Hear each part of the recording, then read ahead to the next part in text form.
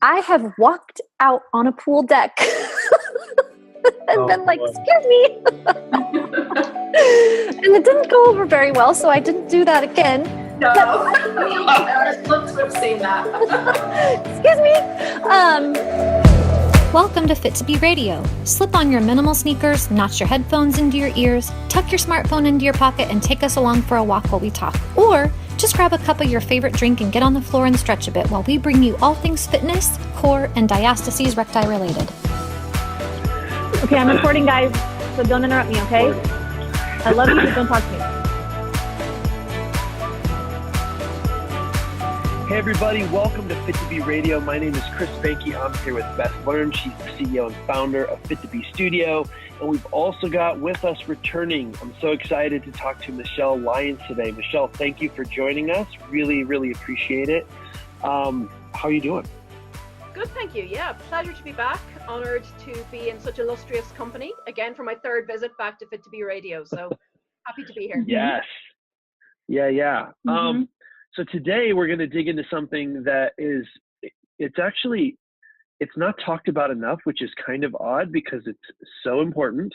And maybe we can even get into why that might be. It's heart health and how that's related to kind of all of the things. And I'm excited to get into it because it is just kind of on a global scale. It's very important and it's very problematic and it's often ignored a lot. And so I'd love to just dive in and kind of hear from both of you guys. Maybe we start off talking about why it might be just not, it's kind of ignored as a topic and it's not really enough importance is put on, even though it's a very serious issue. What do you guys think about that? Well, I wanted to have Michelle on for this, and she actually suggested it. And here we are right now recording in February. I think this is actually going to end up getting put out towards the end of February or March. And so, it's the month we talk about heart health. I think it gets ignored, even though it is the number one killer of women, because women have different signs and symptoms of it than men. A lot of times we don't even know we're struggling with it until it takes us out. And so it's a 20/20 hindsight kind of issue.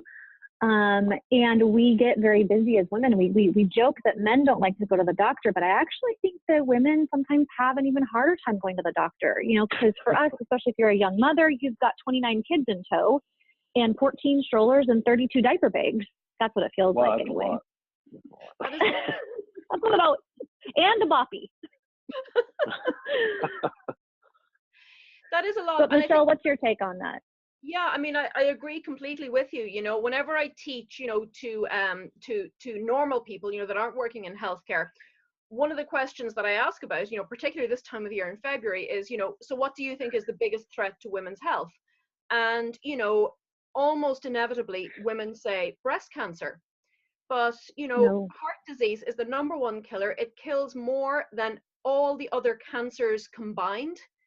And it's really, oftentimes for women, one of the first signs and symptoms that they're having a heart attack is actually they die, And I don't know if you guys watch Grey's Anatomy, but I thought this was really illustrated beautifully last year. I do. Did you see when Miranda Bailey had her heart attack? So Miranda Bailey, powerful woman, chief of surgery, she goes to the emergency room and she says, "My name is Miranda Bailey and I think I'm having a heart attack." And because she doesn't have the classic symptoms of a man having a heart attack, she doesn't have the crushing chest pain, the left arm pain, she's dismissed, In fact, it's actually being written off as a stress response. The psychiatrist is called. Right. Oh, you're just stressed. You're being hysterical. You're just a woman. You're having a bad day. Go have a glass of wine.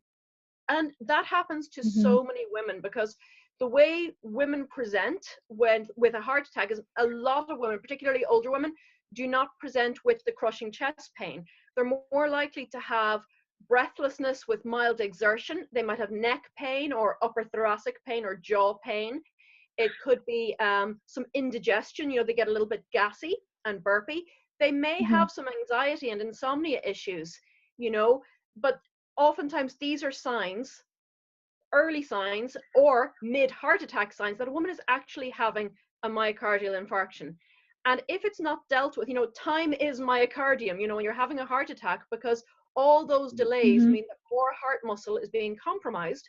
And the longer you wait, the poorer the outcomes. And women don't respond in the same way, to the testing as well, because men typically will have a large discrete blockage, that shows up really nicely on an angiogram.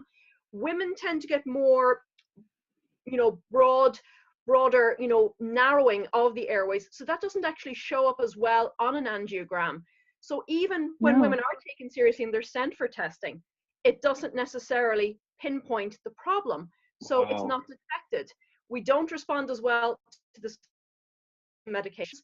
And in fact, until about 20 years ago, all the research was done on men. And then it was just sat down for women because, the theory was that women are basically small men, so we'll just give them a smaller dosage. But our hearts are different, our hormones are different, and we don't respond in the same way. So this is one of those scenarios where knowledge really is power. You want to know the signs and symptoms, absolutely, and be able to advocate for yourself, but to know your risk factors, to control your controllables, and to take charge of your heart health before it's a problem. Because with women and heart disease, it's really important that we prevent a problem rather than just trying to deal with it, if you like. Yeah. Now, as you were listing those symptoms, I mean, I'm thinking, well, good grief. This morning I woke up, my neck was kind of sore. It's a busy day today, so I was feeling a little bit anxious. In fact, my left side was kind of tight just because I was, slept on it funny. And, and I had coffee and didn't have much breakfast with it, so a little bit of heartburn going, okay. And so now, and I know nausea can also be a sign for women, right? Like sudden vomiting, out of the blue, just sudden vomiting, that can also be a symptom, but also just nausea. And so I'm thinking, knowing that, but as a woman and a mom, I'm like, well, but how am I supposed to go in? If I go in, they're not going to take me seriously. How do I actually know I'm having a heart attack? And we talk to ourselves and we talk ourselves out of it. So what should a woman do that might be having some of those symptoms? Yeah, such a good question. It really is, because that's what happens. Either we talk ourselves out of going to get checked out, or we go with those set of symptoms and we're talked out of it, So for a lot of women, 9 times out of 10, that is just, it's one of those things. You're busy, you're rushing, maybe you're not eating properly. But if you have certain risk factors, if you have a family, there's certain things we can control and certain things we can't. So we can't control our family history. We can't control, there's that saying about genetics, genetics loads the gun, but your lifestyle pulls the trigger. So if you're a smoker, if you're diabetic, if you are carrying a lot of excess weight, particularly weight around the center of your body, if you're not sleeping well, disrupted sleep is a huge risk factor for a woman having a heart attack as well. So for those women that we see who are getting up a couple of times during the night to go to the bathroom, it's always a good idea to take that out a little bit, because, are they getting up to go to the bathroom because their bladder is full, or is it some sleep apnea that's actually waking them up? Because that's super disruptive for the autonomic system of your heart. If you're getting that sort of disturbance, it means that your heart isn't getting a break at night. And that's really, really stressful and a strong link to cardiovascular disease. So asking those sort of questions and knowing your numbers in terms of your blood pressure, because that's for women particularly when we're talking about those arterial spasms that women tend to get, knowing your numbers and the pressure in the system. How are you managing your stress? How long has this been going on? And with that neck pain, is it a new onset? Are you getting any breathlessness with it? Is it related to exercise and movement particularly? Those would all be signs that I would say, I do feel a little bit silly, but when it comes to heart attacks, it's always better to be overcautious than undercautious. And I would say particularly if you are a peri or postmenopausal woman, or you've had a hysterectomy, because you're losing the protective effects of estrogen at that point. And so the risk of cardiovascular morbidity and mortality goes up significantly if you don't have that estrogen coursing through your veins. Yeah, I'd like to learn more about that. I think for me and probably most people, linking the estrogen and heart and coronary issues, that doesn't seem like they go together. Can you help us understand that? You know, and I know a little bit about that, but oh my goodness, as you're talking, I'm thinking about how much I was programmed as a young girl that estrogen is bad. I know. That'll raise your estrogen. Oh, well, you just are still too high. Oh, estrogen girls, like it was a bad thing. And so as I get older and I learn more about perimenopause and menopause, because hello, that's where I'm heading. Estrogen is so protective. It's so important. And it's a little bit of a brain bend because I am having to reconcile some old patterning. So yeah, tell us more about that. So the thing with estrogen is, it's Goldilocks, isn't it? If we have too much of it, it's a bad thing. But if we have too little of it, particularly during our formative years, it's a bad thing as well.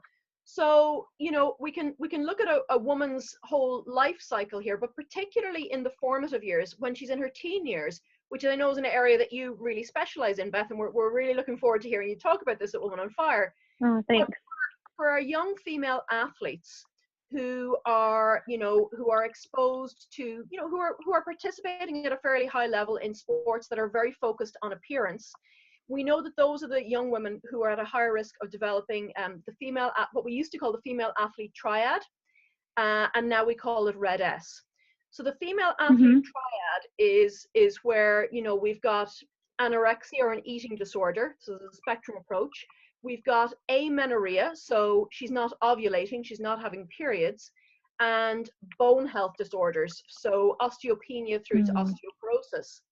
And a couple of years ago, then we expanded this description to what we now call Red S, so that's relative energy deficiency syndrome. And essentially what it means that as a young female athlete, if you're not taking in enough energy to match your energy output, your brain has to decide where it's going to spend that energy, and it's not going to be on reproductive health. So that means that but that all stems from the reproductive decision, because if you're not ovulating, you're not going to be producing estrogen. And estrogen is incredibly bone protective, it's brain protective, it's important for fertility, but it's incredibly important as well for your cardiovascular system, in particular the endothelial lining of your blood vessels.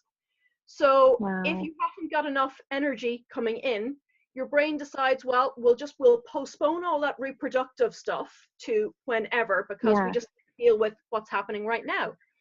So that's fine. And a young female athlete can get away with that to a certain degree, but we see a lot of premature stress fractures that could be career ending. We see pelvic health issues. But when that young female athlete actually reaches menopause, then she's at quite a high risk of a cardiovascular incident, because whatever little bit of estrogen that she's had up until menopause has been protective. That's why, we used to think of heart disease as a primarily men's disease, because up until menopause, women tend not to have as many heart attacks as men, because we have that estrogen protecting our hearts. But when we get to menopause, our estrogen levels drop and our rates of heart attack go up, but our survival rates compared to the same category of men having a heart attack is abysmal. So it's where we're starting from, right from those teenage developmental years, can really set the stage for the resilience of your cardiovascular system all the way through to old age. The other morning, I was like, Petra, my daughter, did you eat breakfast? No, Mom, I'm just not hungry for breakfast. I said, hey, I get it. I don't have a huge appetite in the morning either. This is why I put collagen in my coffee, because it kind of tides me over a little bit.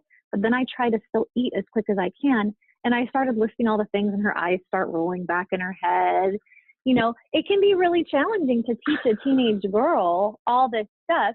And I just said, okay, look, skip the science, sweetie. I need you to eat. All right. You need to eat. Yeah.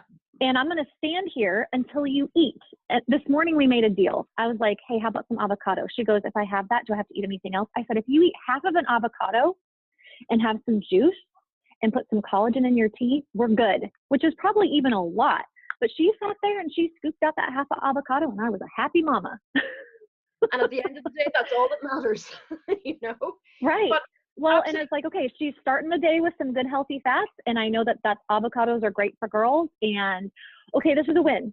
And I know she'll eat good lunch and dinner later, but it's like getting her to eat in the morning is such a struggle. And it's a struggle for a lot of women. It really is. And that's the whole thing, because that was I think one of the good things about removing that definition from the anorexia categorization with the female athlete triad to disordered eating, because you don't have to be anorexic to have an energy imbalance. It just means that you're expending more energy than you're taking in. And if that's the scenario that's playing out, then your brain is never going to choose reproductive health. So it's all about making sure that you've got enough to hit all your bases: immunological, endocrine, bones, reproductive, psychological, cognitive. All of those things have to come out of the energy that's available to your brain. And your brain, first of all, is going to take 20% off the top for itself, so it has to decide then what it's going to do with all the rest that's left over. And fertility and reproductive health, as I said, it's not a priority. So for our teenage girls, sometimes we have to just really make sure that there's enough going in to match what's going out, especially if they are involved at sports at a high level. So what about the woman that's listening to this and she's thinking back 25, 30 years to her, or 10 or 5 years to her younger years, and thinking, oh, she's talking about me. What would you say to her now that she's older and she's hearing this and she's thinking about, I need to pay attention to this? Absolutely. Yeah. Is it too late? I mean, if you have a girl who did not eat well in her teen years. Right. Which is most. Yeah. It's really, as long as you're above ground, it is never too late. It's never too early, but it's certainly never too late to start thinking about your heart health, because our bodies are amazing. What we're looking to do is develop resilience. And this is what, wherever you are now, moving forward, making better choices. And the worst thing you can do for your heart health is stress about it, because that's going to drive up your blood pressure, and just that whole circle begins again. So, know your numbers, absolutely. But, exercise is vital for heart health. If you want to pump up your biceps, what are you going to do? You're going to go lift some weights. Some bicep curls, eat some protein. Absolutely. But your heart is a muscle, so it needs that as well. So your heart loves exercise, and that's what's going to make it stronger and more resilient. But for women particularly, it's really important that we don't just focus on the cardiovascular side of exercise. Yeah, I was just going to ask. Yeah. So strength training, even one strength training session a week has been shown to decrease your risk of a heart attack from anywhere to 40 to 70%. Just one a week. Wow. Just one and how would you define strength training? We just did an episode on weightlifting, but even in that episode, we talked about weightlifting has lots of different categories. So I'm curious how you, as a pelvic floor physio and a person who's passionate about heart health, how would you define strength training? I would define it as something, first of all, that you're going to enjoy doing, because if you don't enjoy doing it, you're not going to do it. So I'm a big fan. I really like I love yoga and Pilates. So using your body weight, I think, can be a really good way of strength training. And the reason that I like yoga for some of that as well is because we have other studies showing that trunk stiffness, how your thoracic spine rotates, is actually a good prediction in women of arterial stiffness as well. Wow. So we can get it all going on there. But you know what? You can do kettlebells. You can lift some weights. You can get out your TheraBand. You can do whatever you want, but you're working against resistance. And I think, to make sure that you've got good technique when you're doing it, that you're not hurting yourself, that you're not leaking, you're not breath holding. It's wide open apart from that. It's what you enjoy doing. I think that's really for me, the key part, because if you don't enjoy it, you're not going to be consistent with it. And for your heart health, your everyday choices that really do add up. So thoracic rotation, the inability to rotate very well at the trunk and through your rib area, I'm assuming, is a predictor of heart health.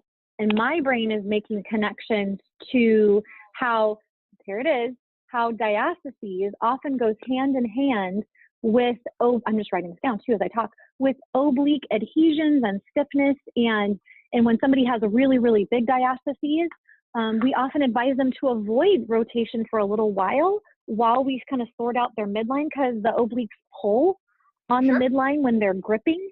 And so we need to ungrip their obliques and kind of get those to shut up a little bit. But then right away, we want to get that rotation back in. And here's another good reason why. Yeah, because I mean, if you look at, at my friend here beside me, the heart and the lungs are right in the center of the body here. We've got the diaphragm underneath. So if we've got, any restriction in rotation, of course, that's going to have implications for spinal health, which we've talked about from a menopausal health perspective, but just your ability to breathe deeply and well, and, to massage the heart, to use the breath. We've some lovely studies showing that, deep, slow breathing not only decreases your pain, but actually can decrease blood pressure as well if you are running towards hypertension. So just changing your breathing patterns. But in order to be able to breathe deeply, we need the diaphragm happy, we need the abdominal region happy, we need the thoracic spine and the rib cage happy. Nothing happens in isolation in our bodies. It's all connected, And that's what we have to remember. We can't have heart health over here and bone health over here and gut health over here. It's a whole person, that's attached to this heart. And it's such an emotionally responsive area as well. We've got to remember what's going on up here as well in terms of stress management and sleep. All those things factor into healthy hearts. So I want to touch back on this. You've already been talking about it, but so normally when everyone thinks about heart health, they think cardio.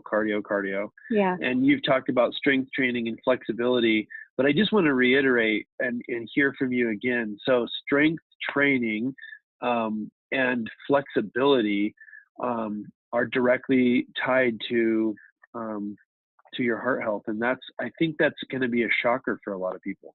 Absolutely, because everybody thinks it's about getting out of breath, going for a brisk walk or a hike or cycling, and those are super important, but they're not the only part of the story, Right. Because we in the industry, and we talk so much, don't we, about the importance of strength training for metabolic health, for mental health, for bone health, but it's actually super important for heart health as well.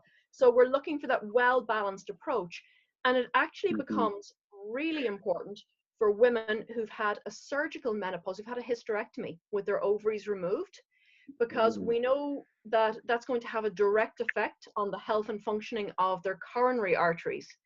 So if you've got restriction similar to diastasis, Beth, if you've got some scar tissue in an open or a laparoscopic hysterectomy, that's going to affect your ability to move and to exercise and to do those very things that are going to protect your heart when it needs it the most. Another thing that you said that I think is really cool is that you say strength training is important for your heart health, but that doesn't mean you need to go to the gym 7 days a week for 2 hours. What I heard you say is even one time a week makes a pretty significant impact on the indicators. Absolutely. Yep, and I learned that from the Third Age Women's course in Borough Education. And that's what I kind of had defaulted to here in my perimenopausal years, which is the phase before menopause, which we have done a podcast on with Jessica Drummond, which is one of your close colleagues. Amazing women. You all are, the three of you behind all of this with Borough Education, and all that is amazing. But I learned, hey, I don't have to sustain weightlifting 3 or 4 times a week, which is what I was doing when I was younger and probably not feeling well enough for that to begin with. And once, maybe twice a week is plenty for some good heavy weightlifting, or even doing some yoga, anything with body resistance. Absolutely. It's about incorporating movement regularly into your day. I think, we have to move away from, just doing that block of exercise and then, is it okay to sit in your desk chair for the next 8 hours? We want to really try and incorporate movement into all aspects of our life, that we're strong enough to stand up from a chair without using the arms of the chair to get up, that we can squat down to pick something up off the floor without having to hold our breath to get back up again, And it's about having that upper body strength and that lower body strength, because that's what's going to protect our bones. It's going to improve our metabolic health. It's going to help us keep our insulin resistance high and our visceral fat low. And all of those things go into keeping our inflammation in check, which of course is all going to be very protective for our cardiovascular system. Yeah. It's so important too, because I think that a lot of times people will get overwhelmed and then they just slip into the give up mentality. If you say, hey, you got to do this and you got to do strength and you got to do flexibility and then it's just like, you know what, I can't do all that. But if you are thinking, sorry. Go ahead. Oh no, go ahead. No, the guidelines can sound very overwhelming, because the guidelines are 150 minutes of moderate to vigorous and 2 strength training sessions a week. And 150 minutes sounds like a lot, but when you break it down into 10-minute increments, it's actually quite easy to sneak these little movement breaks into your day, you know, and you can turn anything, like just standing up and down from, you know, from your chair. You're working, there you go, you're working those glutes, you know. But it's important as well that we do factor in, I think, you know, some restorative exercise into the mix as well. Like, what are we doing for stress management? Are we doing a little, you know, guided relaxation, some mindfulness based, you know, breath work? Because we're busy people, we're on the go the whole time. And when we're zipping around from A to B, our adrenaline is running, those stress hormones like cortisol are pumping through our veins. And again, that's another stressor on our heart. So how have we got the ability to bring it back down again, you know, to de-escalate the rushing and the busyness? And I think that's the other part maybe of the exercise equation, that we need to make sure that we're focusing on that as well, because in terms of managing our autonomic stress response, I think that's often pushed aside as less important, but it's up there. Yeah. Another thing that you said that I really want to touch on again, that I think can be overlooked almost always, is sleep.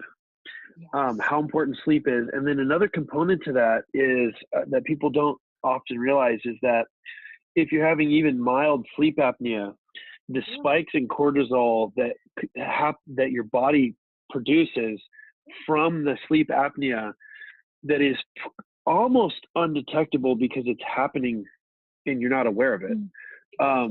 It is devastating to the body. So I'd love to hear more about just like enough sleep. And that's already kind of a touchy subject, especially with new moms. Like, I don't get any sleep. So that's really important. But then in addition to that, it's this long-term kind of situation where people aren't aware. They might be thinking they're getting good sleep, but their body's literally struggling, even lightly, throughout the night. It's producing significant cortisol dumping into the bloodstream. It's bad. It's bad. It's really dangerous. It really is. I recently just read some research that somewhere between 70 to 90 million Americans struggle with their sleep. You know, these are big numbers. And it's a topic, I think, that's getting well-deserved airtime at the moment. You know, there's lots of people talking about the importance of sleep and practicing good sleep hygiene, what we can do about that. But, you know, we see so many women who are, you know, we see them maybe for some bladder dysfunction, for some incontinence issues, and they report that they're getting up a couple of times during the night to go to the bathroom. So an important question to ask is, are you waking up because you have to pee? Or are you waking up and then the sensation to go and urinate happens? Because as you were saying, Chris, you've got sleep apnea where the airways just become a little bit occluded. And sometimes that can happen if we're carrying a little bit of extra weight, because some of that, you know, will gather around the neck and the throat, and we're lying down flat and the airway will start to occlude a little bit. So your brain recognizes that as a potentially life-threatening situation.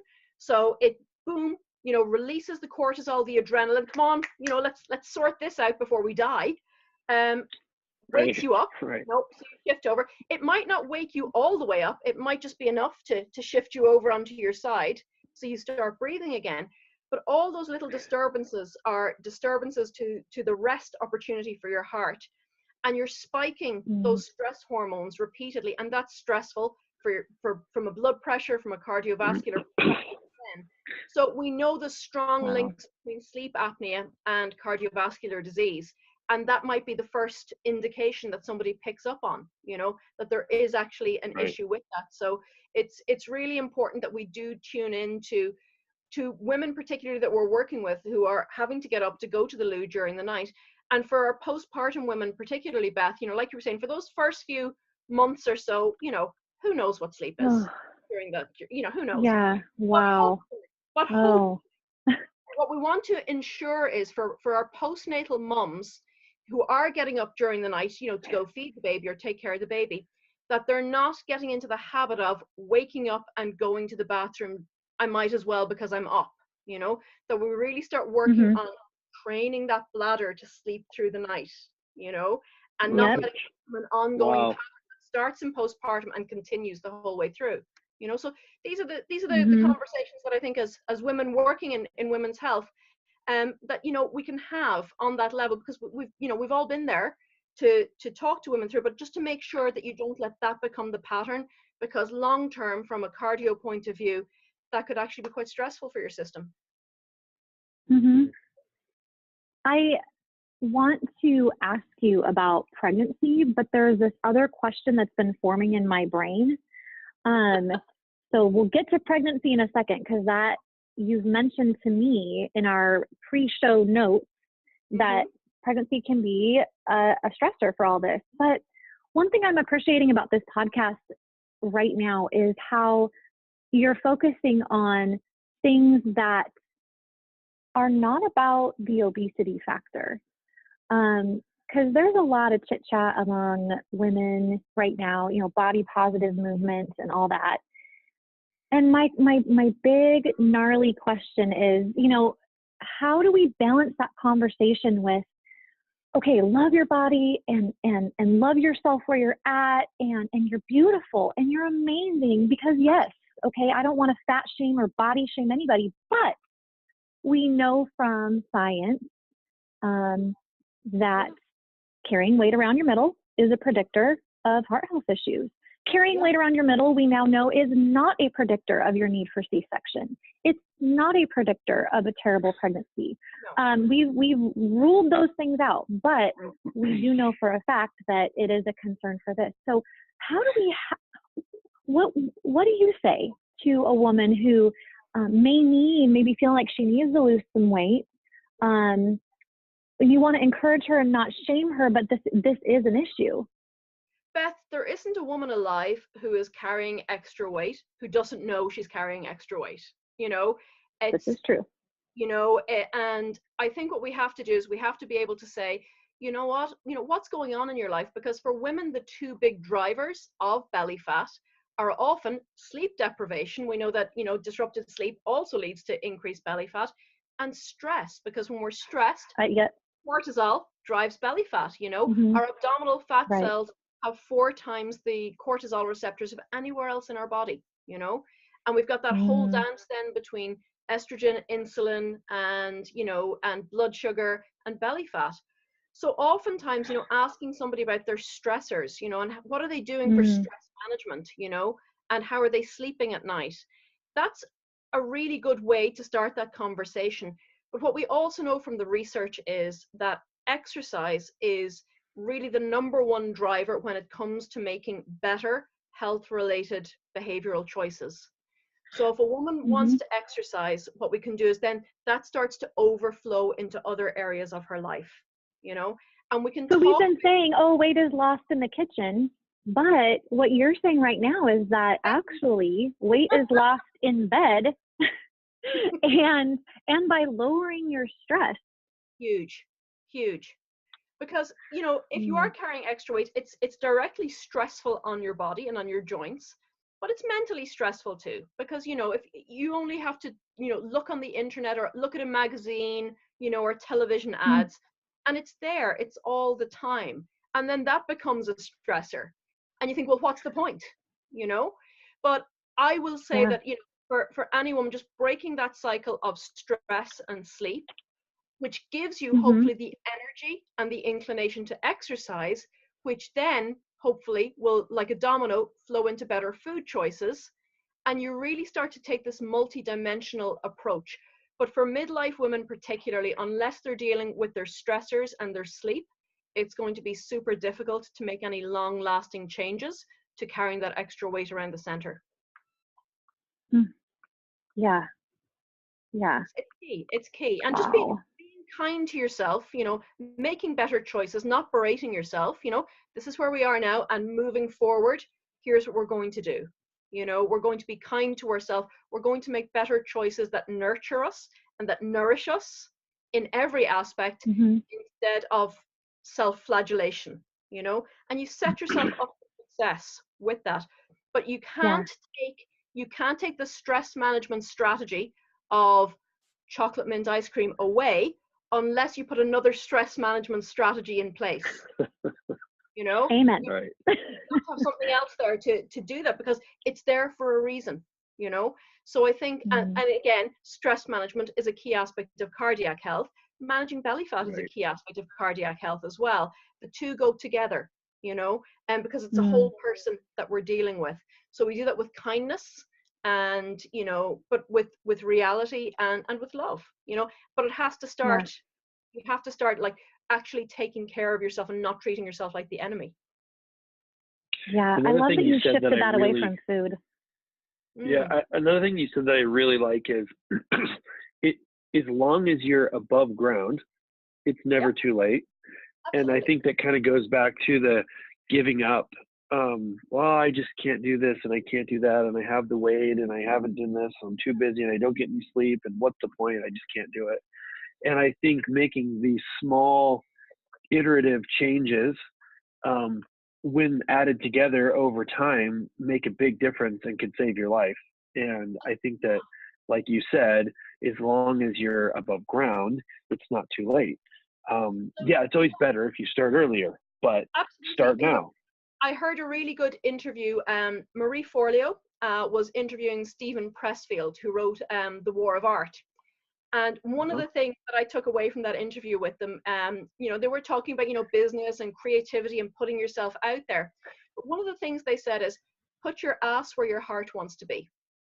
So where do you want to be, you know, and then put your ass there, do the work, you know, and that's where you've got to do the work. It's all very well, you know, talking about it, but you do have to do the work. So if you want it, here are the steps, but you still have to do the work, you know. But oftentimes it starts with sleep, because, you know, I mean, like, if you're not getting a good night's sleep, nothing is going to go right the next day. You know, your mood is off, you're craving sugar, caffeine, you're kind of, you know, just rolling back and forwards. So breaking the cycle with good sleep is one of the most important things that you can do, both from a weight gain perspective, but also from a heart health perspective as well. So practicing good sleep hygiene, you know, super important. Making good sleep a priority, you know, making your bed in the morning, you know, so that it looks nice when you come in, staying away from the screens, you know, for an hour or two before bed, having a nice cool dark room, but maybe a nice pair of bed socks, because nobody likes cold feet in bed, you know, little things like that, you know, really add up to make a big difference. You know, some lavender on your pillow, making sure you're not having a heavy meal within those few hours before you go to bed. All of those things can set you up for a good night's sleep, and then you wake up and you actually have some energy to put into the whole process of loving your heart and hopefully loving your life as well. Yeah. Oh, I love the idea of the cold room. I'm a big fan of the cold room. Me too. I gotta have it nice and cold. It helps. And I, you know, don't bring my phone into the room at night. I plug it in out in the kitchen. Everybody plugs in their phone in the kitchen. We don't bring them in the bedroom. And that really helps, because once I do that, it's like, okay, done. No more. And you know, I can read a book, things like that. The phone was a struggle for me. The part but having said that, I am in bed and I'm asleep. So thankfully that's not a problem right now. But it's looking at what your driver is. You know, what's your motivation and what are you willing to do to get there? And then what small, easy steps can you start to incorporate, you know, that you can do today to live better from tomorrow? I like that. Small, easy steps. We like small, easy steps because taking the giant steps, that's great and everything, but all the studies show that is almost always short-lived if you just try to go all crazy at once. And I'm a big fan of going all crazy at once, but you know, it doesn't, you know, it's just not, studies show that it's just very hard to stay with it when it's like that. But the small incremental improvements can make a huge difference. Absolutely. And even, you know, with exercise, we know that like HIIT training is really good from a cardio point of view. It's great for your insulin resistance, it's great from a weight loss point of view. You know, 7 minutes is all we're looking at for a HIIT session, Yeah. you know? So it's not, you know, it doesn't have to be big, huge, sweeping changes, you know, where you just empty out all your cupboards in your fridge and throw out all your clothes. Just small things. Right. If you find 7 minutes, and any exercise can be turned into a HIIT exercise. Yeah. Another thing that that I do that I feel, I think I read this somewhere, I think, I don't remember where, but is air squats, 10 air squats 3 times a day. That takes like 3 minutes or less. Yeah. And you can do it anywhere. People might think you're weird, but you can do it anywhere. It takes no equipment. And because it's a massive muscle groups, right? Like it makes a big difference. The entire day it will improve your heart health and also burn calories and all the other things too. It's you know, I'm doing them right now. There you go. And there's no, and there's pretty much no reason to not do it. Except for like, maybe if you can't do it at the very beginning, then you just don't do 10. But there's really no reason to not do it, you know? And it's just, anyway, I have a little alarm on my phone and I do that. And, but that's not really a HIIT session, but you can easily do. But it gets your heart rate up a little bit. It feels good. Yeah. And people think, it gets your circulation going. Intense interval training always has to be like getting out and running on a track and things. And it really isn't the case. Any kind of movement can be turned into an interval, actually. Yeah, anything. So, anything. You know, all the studies 40 years ago, 30 years ago, oh, go ahead. No, I was just gonna, it's like, it's remembering to do it. So I think that's a really good tip, you know, to set a reminder on your phone. Yeah. I mean, otherwise you get so busy, you don't do those things. But if the phone is nagging you, and even if you miss one of them, but you've got, you know, you're trying to do 3 a day, you're doing better than most people out there. I think that every little bit what's counts. Interesting about the interval training, and I really like that you brought that up, is, you know, 30 years ago, 40 years ago, like the standard training for marathon athletes was just many 20 plus mile workouts a week. And all of the top Olympic athletes and the top marathon runners in the world, they don't train like that at all anymore. They might have one long run. The long run might not even be a full marathon length during that week. And there's significant training in high intensity intervals, like other things that are short workouts, and they're training for a 26 mile run. And so if you just scale that back to the average person and realize, if I'm doing the right thing for 7 minutes, it can make a really significant impact on your heart and your calorie burn and everything throughout the entire next 24 hours.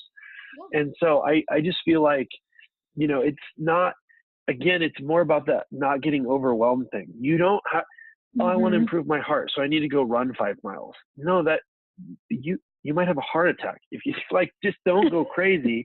There's some things that you can do to really make a big difference that aren't unobtainable. And I think it's, you know, anyway, I just like the way you're saying that. It's really powerful. It's small choices throughout the day. It's like taking the stairs instead of taking the lift, you know. It's maybe parking your car a little bit further away, you know, if you're running errands, you know. It's all those little things that we're saying, you know, so that you're bringing that element of consciousness and mindfulness to it. But at the end of the day, what we know is that people who commit to exercising regularly tend to make better all over lifestyle choices. So exercise, whether we're exercising for physical strength or fitness, or we're flexibility or strength or mental awareness, you know, if we're focusing on our mindfulness and our meditation, that's a form of exercise too. We're strengthening our brains, you know.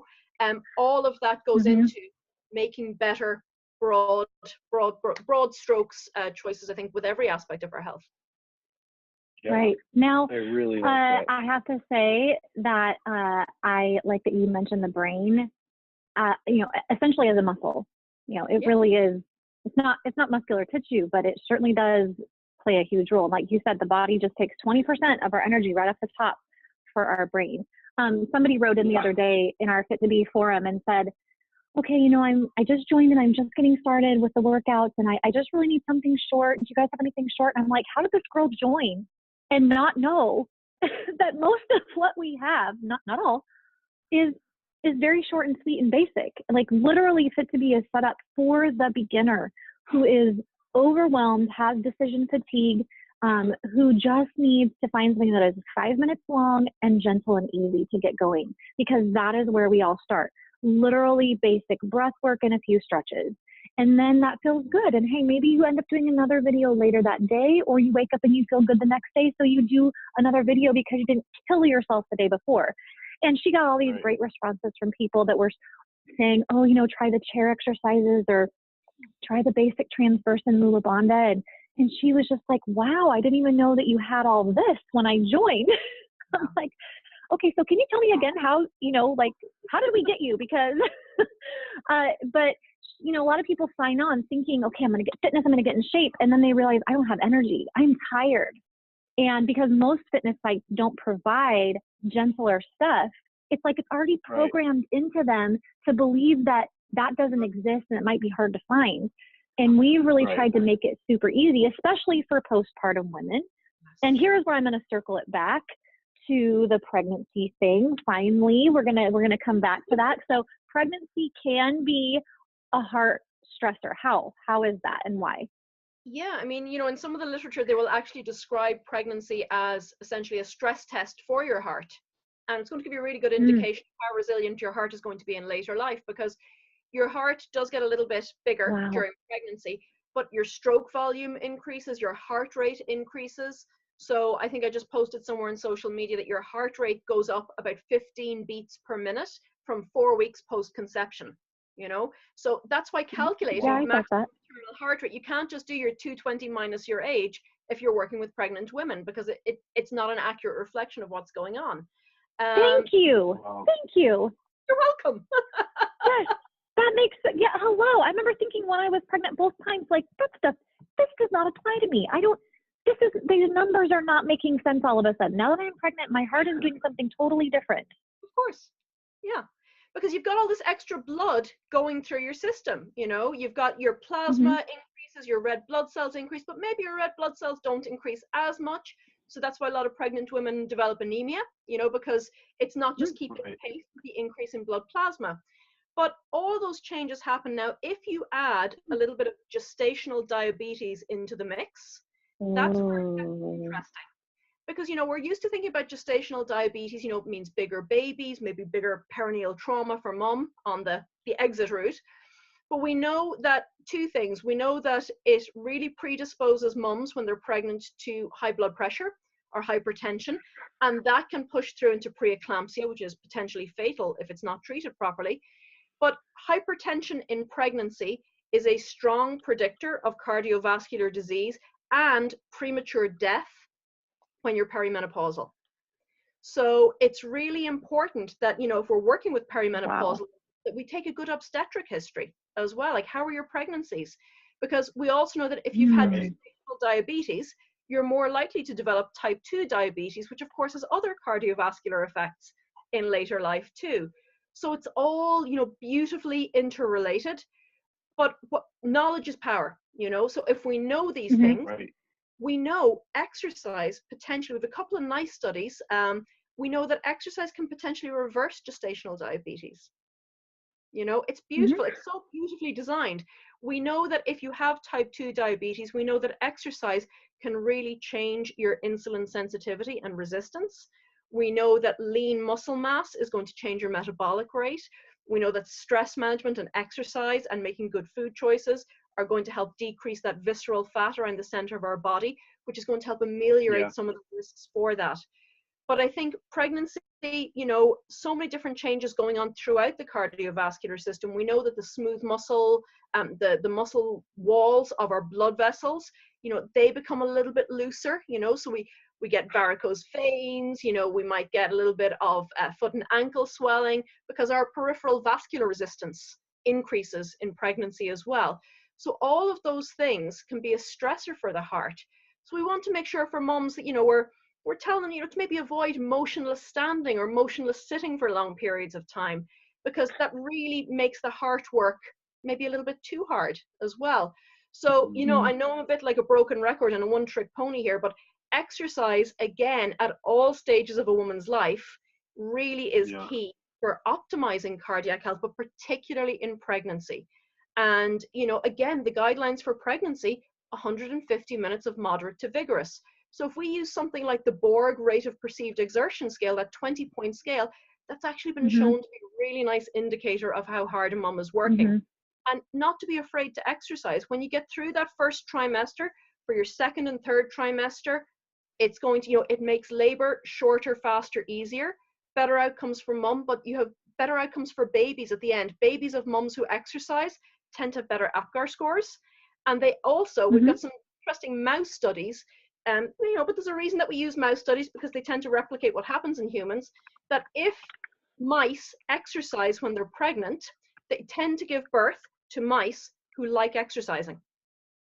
So it carries through the next generation, which is just, it's amazing, So in terms of generational health, you're setting up your children for success. And that's really what we want as parents, isn't it?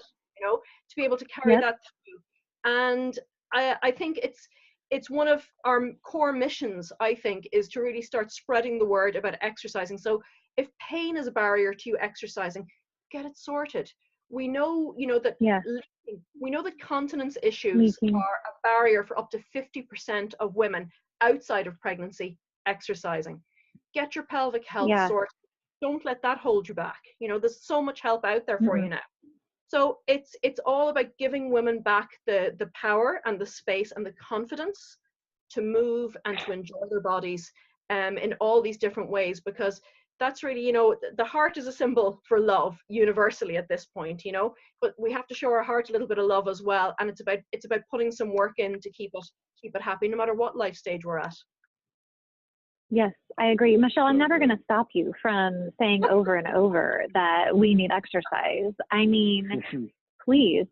I know. I'm preaching to our Well, and you're preaching to our crowd too. But we still need reminders. I still need reminders. I have days where, even me, and I really, truly love exercising. I feel so much better when I do it. And I truly enjoy so many different modes and styles of fitness.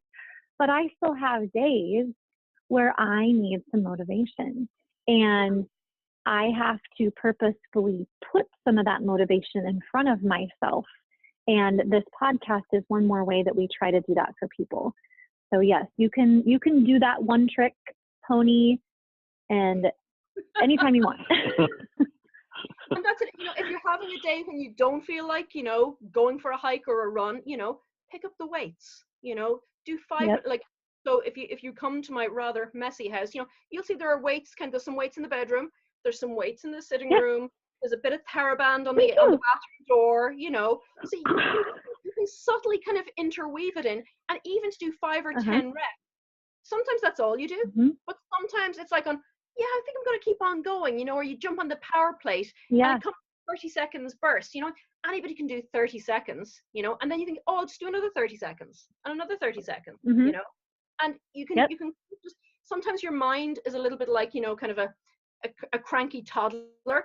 No, I don't want to exercise today, but you do a little bit and you think, oh, maybe I do, maybe I will do a little bit more, and you just what's going on. You have to kind of just lead by the hand sometimes and trick it into maybe doing a little bit more, and yep, that's how my day was yesterday. We all have those days. I knew I needed it, but I just was kind of sore and tired. And so I preached to my own self and I said, okay, well, if you're sore and tired, what do you need? What kind of motion do you need? Do you need to relax? Maybe you need some down regulation. So I got out my yoga tune-up balls. We did a podcast with Jill Miller a while back. They're amazing. I went to a workshop with her. So all this information is fresh in my head. I ended up playing with those for like a solid 2 hours while watching some Netflix and taking notes on what I'm doing, because eventually I would like to put together a class. And so I was like totally stacking, and I felt so much better when I was done. And I got all this little bits of intrinsic motion and muscle release, and it just feels good. Yeah, by the way, I was watching Grey's Anatomy. Bringing it all back together again. Yep. I think that's a perfect example though, Beth, isn't it? Because, you were doing something nice for your body. You weren't out kind of pounding the pavement or lifting heavy weights, but you were doing something good for your body that felt good. You felt good afterwards. and you were just practicing some deep self-care, you know. Mm-hmm. And all those kind of little knots and aches, you know, once they were kind of, you know, I mean, I love my yoga tune-up balls. I don't leave home without them, quite literally. You know, there's always a pair of them in my handbag, because it's just a great way to put you back in your body again. And sometimes to showcase where you're holding tension that you're not even aware of, you know. And again, Mm-hmm. it's Oh, that yeah. great chronic stress that's actually one of the worst types. You know, yes, there's the sudden spikes in stress, but if you're carrying that baseline tension around with you all the time, it means that you're constantly humming at this elevated level. And that's why I think doing something like the self-massage with the yoga Humming. balls it's a good way to kind of go, oh yeah, I didn't realize my shoulders were so tight, and now I can let them go again. Now my breath has dropped a little bit, and now I can actually Mm-hmm. feel everything moving again, and it just puts you back in your body again, but without, you know, with Mm-hmm. love. Yep. Exactly. love that. Kind of grounding and centering. Yeah. Oh, good stuff. So Michelle, as we kind of wrapping this up, I would love to hear your thoughts on what do you tell that woman that is hearing this podcast and she's thinking, you know, I've probably been ignoring this for 20 years or 10 years, and I'm kind of feeling like I should probably pay attention to this, but I hear that what they're saying, that they should start with something little, but I just don't know. Like, what's your advice to that person? Go for a walk. Walking is probably one of the best forms of exercise that we can do. Mm-hmm. It's easy, it's free. If you can do it in the morning and expose yourself to some natural daylight in the morning, it really helps reset your circadian rhythms. So if you get outside in nature in the morning, you're probably going to sleep better that night, you know. Particularly, you know, there's a whole Japanese practice. It's called Shinrin Yoku, called forest bathing. If you can get out into nature, into the woods, you know, it's so beneficial on a psychological level, but also on a physiological level, because, you know, you're breathing in the oxygen that the trees are breathing out. But walking, particularly in the morning, without sunglasses on, even just to walk 5 minutes and 5 minutes back, that's a great start. And it's easy. I love so it. Good. Mm. Easy is good. And it kind of sets your whole day up too. It really does. And I would say the other big thing is, if you're a smoker, get help, because smoking is just one of the most damaging things that we can do to our heart and lungs. So if you are a smoker, nobody needs to tell a smoker that it's bad for them, because again, everybody knows. But there are there's great resources out there. I really like Alan Carr has a great book called How to Stop Smoking, you know, and it does what it says in the tin. It's pretty self-explanatory, but he talks about the psychology of stopping smoking, because you know, everybody's heard that, oh, it's harder to stop smoking than it is to stop taking heroin, you know. So if you have that little earworm in your head, of course it's going to be hard. So what Alan Carr asks in his book is, in whose interest is it for you to believe that? You know, and what if that wasn't actually true? You know, can we just change our perspective a little bit? And it's full of kind of good insights like that. And I will say that my husband was a smoker until about 10 years ago, and we tried everything: patches, hypnosis, the fake cigarettes, acupuncture. The only thing that worked was this book. So I'm a believer. Alan Carr, How to Stop Smoking, you know, and you find them in thrift stores and Goodwill stores for like $1 or $2, all over the place. Nice. So I'm gonna go find some, because I've got some friends. If you're watching, then you know I've got purple hair right now, and this is because we've been working on some big projects for Fit2B, and one of those was an interview we did with a gal who has been clean and sober for 2 years. And we interviewed her for a lesson on substance use disorder for the Fit2B Growth course. And it's awesome. So purple is one of the colors that symbolizes opioid addiction awareness. And as soon as we finished the interview, she's like, okay, I need a cigarette, because she does still smoke. I mean, this is a girl who was on all the things. She was on all the big things, sadly addicted by her doctor. We could go down rabbit trail, but I just want to do this really quick before we wrap up. But she was addicted by her doctor at age 13 when he prescribed 90 Percocet a day for her to deal with her cramping and her headaches. It should have been addressed naturally. It should have been addressed functionally, but instead he just gave her drugs, and her mom gave her the drugs, and they kept filling the prescription. And by the age of 15, she was a hot mess. And so that's not a bad choice on her part. So smoking is accepted in the recovery community because it's not drugs. Right. But it is harder on their hearts. And a lot of them would like to quit, but I have heard so many times what you just said, Michelle, which is it's actually harder to quit than heroin. They'll say that. And I'm just like, okay, but I'm going to use your line now. I'm going to say, okay, but who does that benefit? And I'm going to go find that book. With the Alan Carr book, just to, I have no financial interest in Alan Carr's book sales, but right. With his book, he recommends that you keep on smoking while you're reading it. So it's not like it's going to be too affronting and, right. challenging. And it's basically helping you come to that realization, and then you're taking back your power over the cigarettes. Right. So such good stuff. And it all ties into heart health. It all ties in. Absolutely. I think we covered it all. Did we cover it all? No. Probably not even close. We're going to learn more in the next 5 years, and we're going to have to do all this again. My pleasure. So much to learn. Much to learn. Yeah. But isn't that great? Well, thanks. Yes. Well, thanks for being on. Michelle, we always appreciate your time. Oh, my pleasure. It's always good to talk. Super good.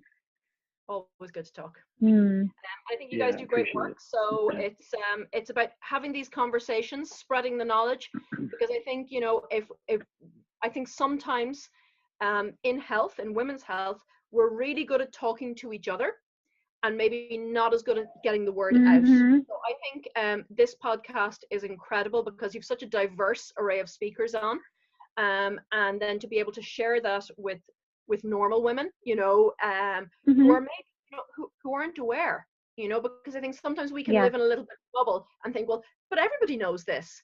And sometimes they don't. And it's to have these conversations because sometimes as well, everybody thinks that they're the only one, and to realize. I like that you say that they're the normal ones. So that we're the weirdos. We're the weirdos who like. Self-awareness, Beth. The first step.